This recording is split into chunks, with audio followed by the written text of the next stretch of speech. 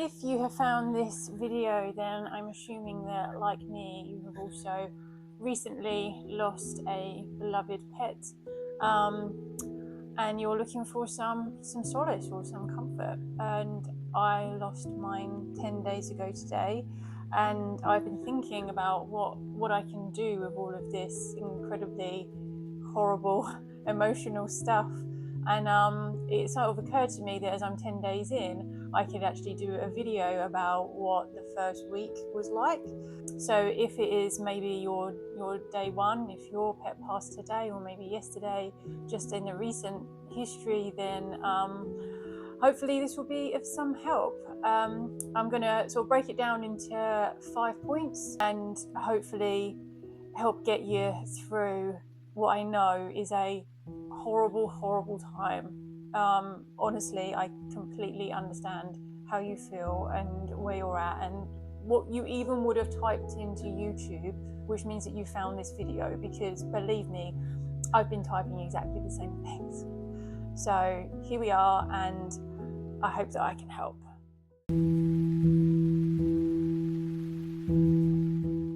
So, my pet Tilly, I'll tell you a little bit about her to begin with, because this is really what has brought me here.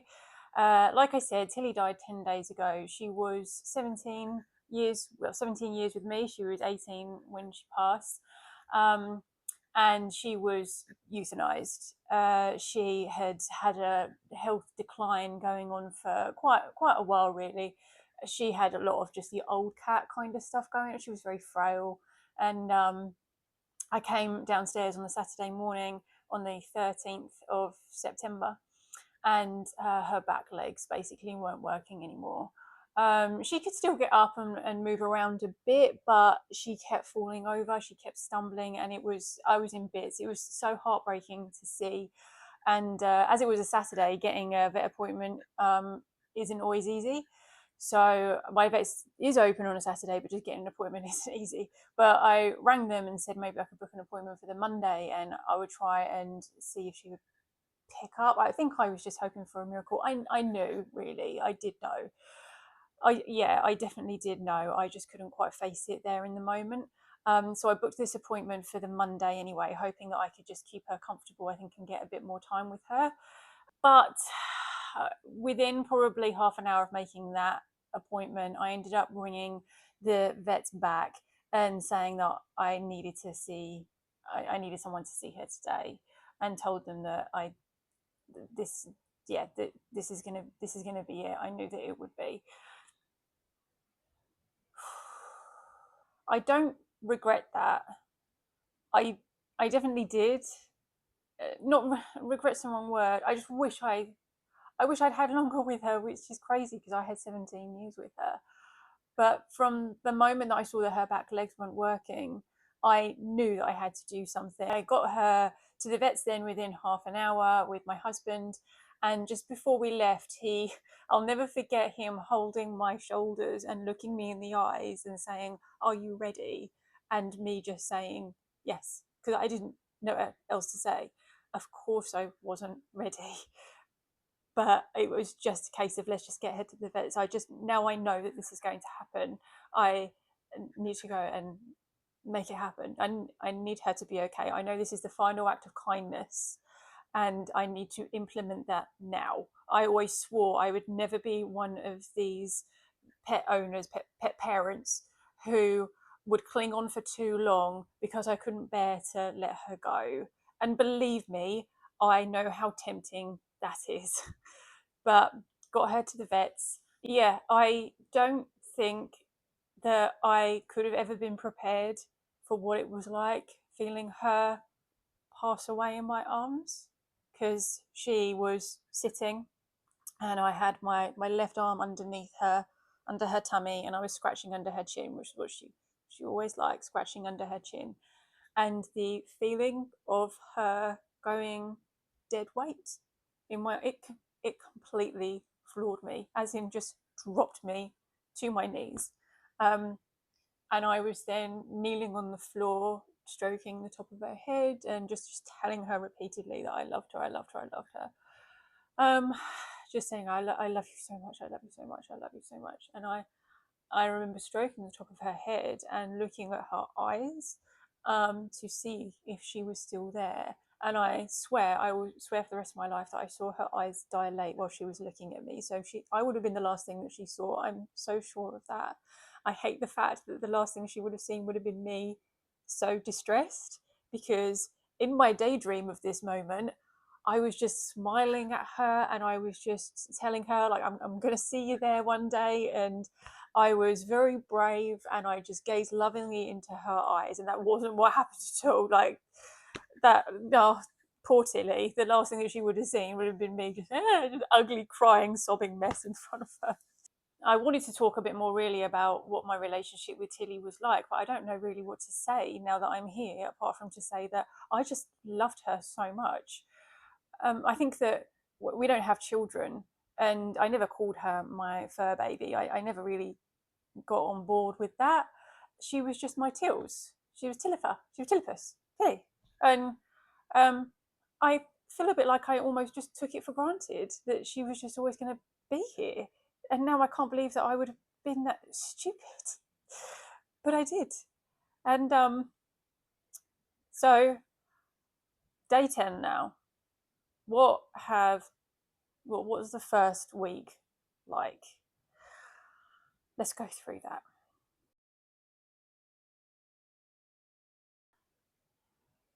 The first day, so the day that Tilly died on the Saturday, she died at 2:20 in the afternoon. I was so floored and so overwhelmed by the whole experience that I can honestly say the first point that I'm going to make, the first thing that I learned was how blindsided I was by the sheer emotion of it. I knew that it was going to be hard, of course. Of course, I knew it was going to be hard. And I thought, prepared for it to be hard. But there was a sense of I have been utterly blindsided by how horrendous it is. And I even remember when I was in the vets and I was stroking her head, when she had just passed, I remember this vague feeling, this little voice in the back of my head being like, this isn't going to be good. And you know, like, this is just really not going to be good. I had a pet pass away before. I had another cat a long time ago now, who I had for 5 years. And I remember being very sad when she was euthanized. I remember being very sad the day that she passed away. I was really upset, but I was not like this. I was not destroyed and distraught. And it was only very early on, maybe the first day or two after Tilly died, that I learned about the expression soul cat. And I was like, that's it. I didn't know that was that. The feeling of shock, really, of I cannot believe that she's gone. I just can't believe it. Someone wake me up from this nightmare. It can't be true. She's always been here. That's how it felt. She's always been with me. And now, on day 10, looking back on that day one, I can see just how stunned I was, really. Stunned and horrified, I would say, in equal measure, despite the fact that she was 17, despite the fact that I knew, I could see the signs were there, that she was getting frail, that she wasn't going to be with me forever. Still totally stunned. My second point would be the sheer volume of tears. I don't think, well, I know I have never cried like I have over the past 10 days before in my entire life. And I've lost people, things, houses I've loved. I've lost things and been deeply upset before, but I have never felt anything like this. And it actually took for my husband to tell me, like, you're grieving, for me to actually realize that was what it was. But then the moment that I realized that was what it was, it's like if you've ever had a migraine. From that moment on, you know the difference between a migraine and a headache. They're completely different things. It's like that. I've been upset before, I have never grieved before. And there's a marked difference between the two.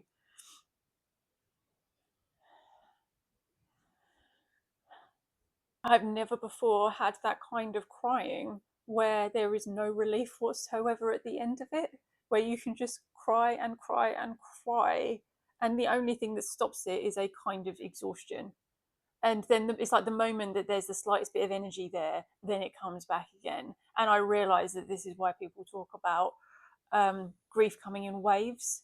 And let me tell you that the waves that come crashing in on days 1, 2, 3, still was happening on 4, 5, yeah, pretty much the whole first week, unfortunately. Those waves, they're very close together. In fact, sometimes it could feel like there was no break. It was one big wave. First 48 hours probably was just one huge wave.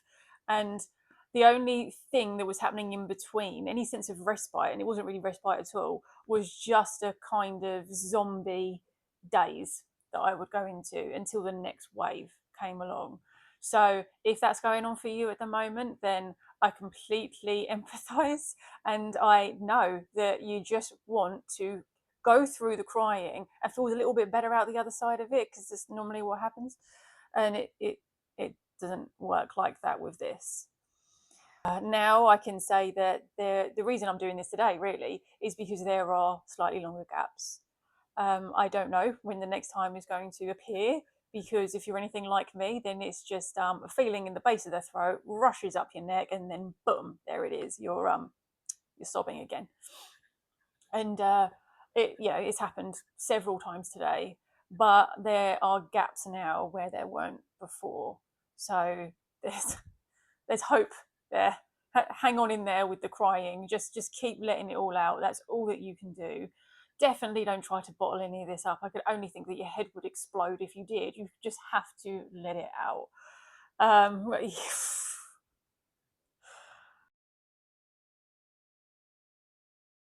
Number 3, mental replay.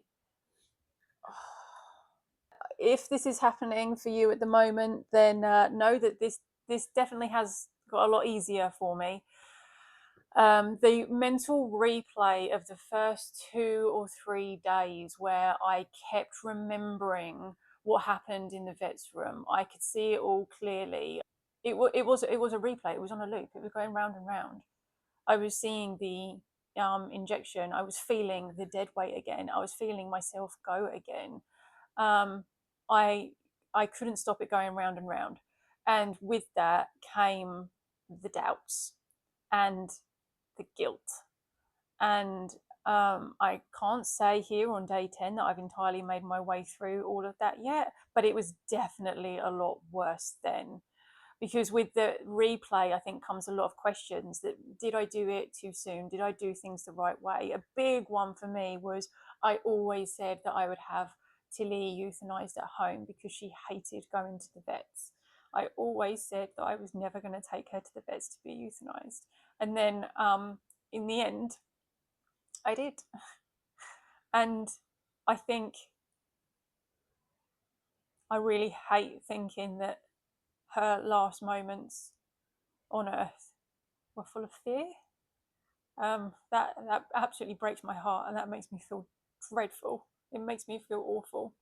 Um, the only thing that I can do, and if you're having any of this, the only thing that you can do is console yourself that it was an act of love.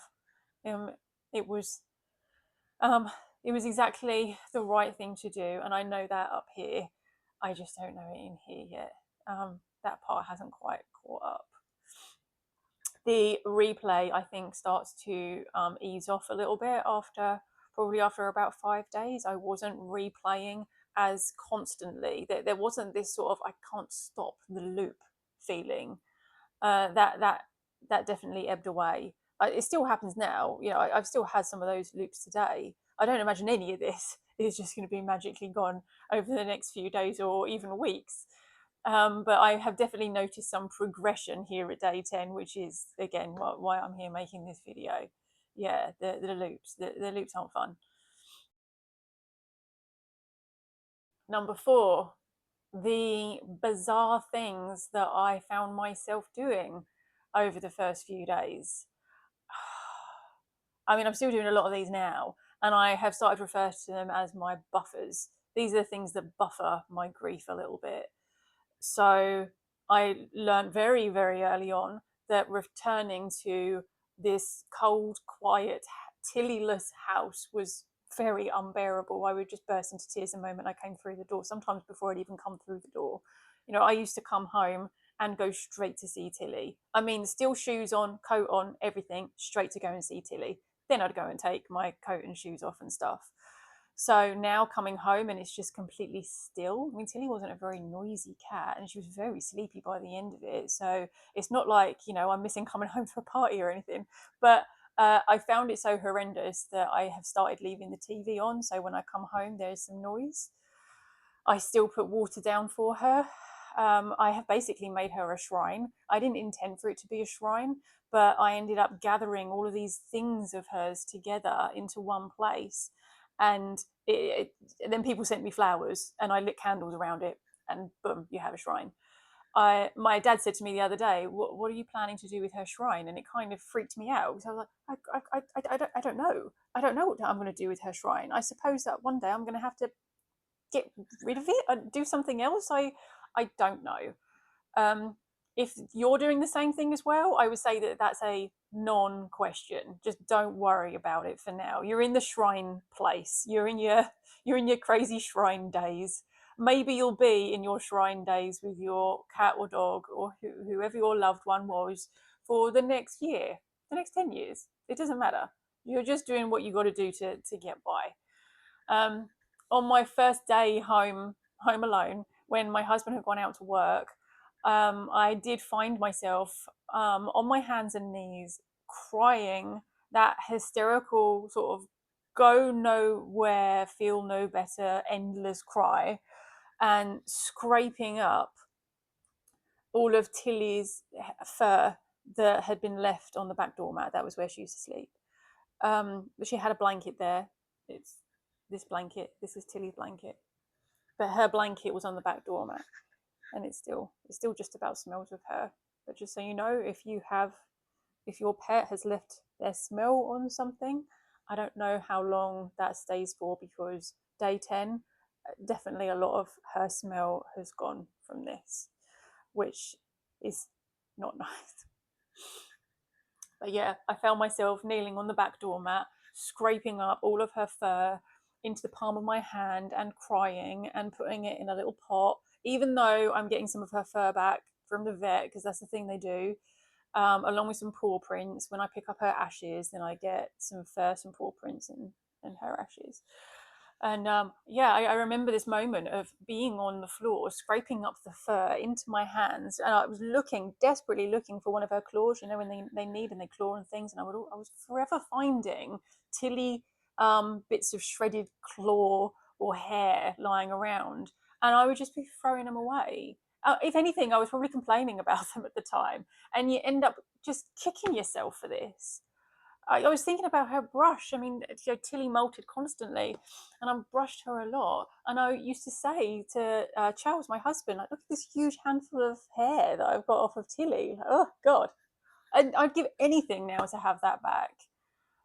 So yeah, that felt like a really crazy moment. Talking to her, that's happening. I'm talking to her now.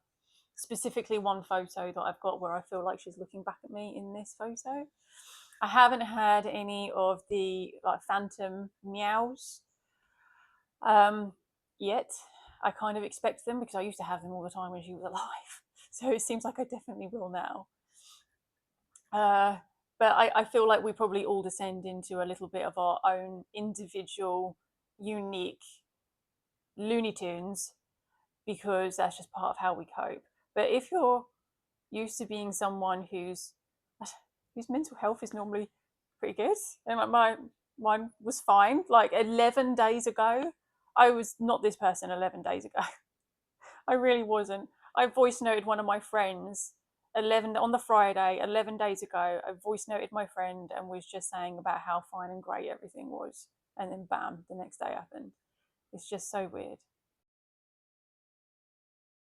Number 5 then, and this has been, I think, the biggie for me of what I've realized over the past, let's call it the first week, was just the sheer amount of love that I had and that I have for her.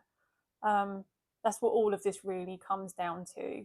It wasn't like I didn't know that I loved Tilly. I knew that I loved Tilly, but the size of that love and the depth of that love, I just didn't really realize it. I feel like I was almost quite just complacent about it. I used to say to people like, she's so easy, and it was only after she passed away that I realized that she was easy for me. You know, she was, because it was like she was a cat version of me. And I have gone through so many photos. Obviously, I've got hundreds and hundreds, if not thousands, of photos of Tilly. And I used to always joke and tease her because she would never look at the camera. So I have very few photos of Tilly actually looking at the camera. But it was only after she died that I realised she was never looking at the camera because she was always looking at me. I just never noticed it before. And I think I realized after about 5 days that when you unravel all of this horrible pain and sadness and loss and the grief, that the thing that exists in the middle of it is this love. And I just I didn't just didn't know it enough. I didn't know it enough at the time because it was just so lovely and easy. And that that breaks my heart. Like, I don't want this to sound like I didn't show it that I loved her. I mean, all the time. It's just crazy to me now because I feel like I wouldn't have been so blindsided if I had known. Like, I only learned the term soul cat after she died, but she definitely was. Um, yeah. Uh, so that's it for this video. I hope that it has been in some way helpful or comforting to you. I'm going to make another one when it's 2 weeks, and then 3 weeks, and then 4 weeks, and just hopefully be able to kind of report back on what you got coming, but also how it's improving and how things are getting easier. So hopefully I can keep you posted, and this can be like a little glimpse of the future so you know what's coming. And like, rest assured as well that if you're behind me in this respect, then the glimpse of the future is always going to be better than where you are now. Because Charles, my husband, said to me yesterday, he said, Dawn, you can't see it, but you're doing so much better than you were a week ago. And I said, the fact that I can sit here and make this video and talk to you just shows that, because 1 week ago, I wasn't eating. I was just, there was a blob. I was just a wreck. So the fact that I'm sitting here constructing sentences, you've got that still to look forward to. So, oh God. Anyway, I'm sending out so much love and hugs to you, and I hope that whatever you're going through, you can find some comfort in the love that exists still within you, that will always be there. That is the reason why it hurts so much today. It's a beautiful thing and really worth tapping into when those waves of grief come rushing over you, because you wouldn't have had it any other way. I definitely wouldn't have had it any other way. We were blessed to have them.